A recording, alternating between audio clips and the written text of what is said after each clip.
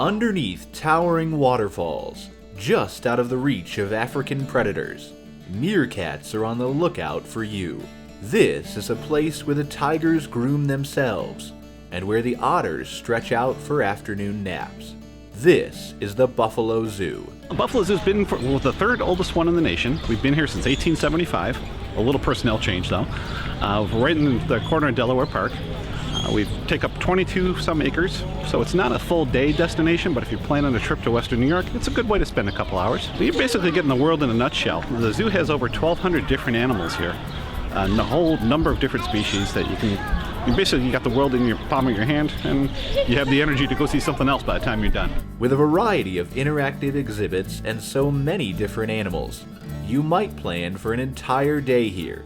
In truth, the Buffalo Zoo only requires half that time, primarily because of the way the exhibits have been arranged. We've got our rock stars, we've got our polar bears, we've got our lions and tigers and elephants.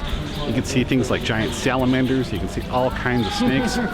We've got an exhibit called Rainforest Falls that has its own working rainforest where 140 different species, all based in South America, reside, which for buffalo, that's a tough nut to crack. So on a January day, you can come and it'll be 80 degrees and you can head into the tropics. Underneath this massive glass roof are lush forests of greenery, where water flows quickly over rocks, and where you can walk behind waterfalls.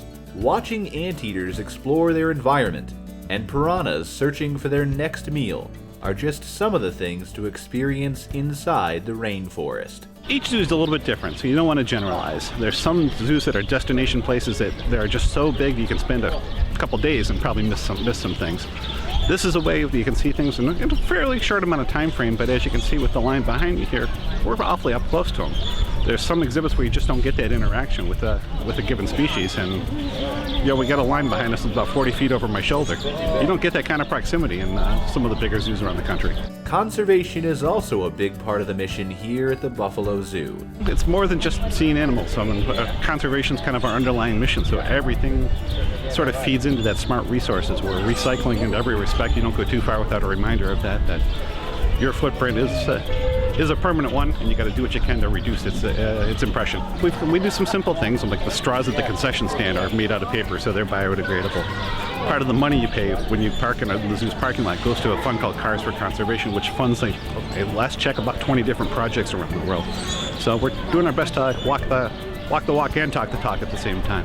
From powerful bison to playful gorillas, the Buffalo Zoo offers up a wealth of knowledge spanning the entire globe, and has something for everyone.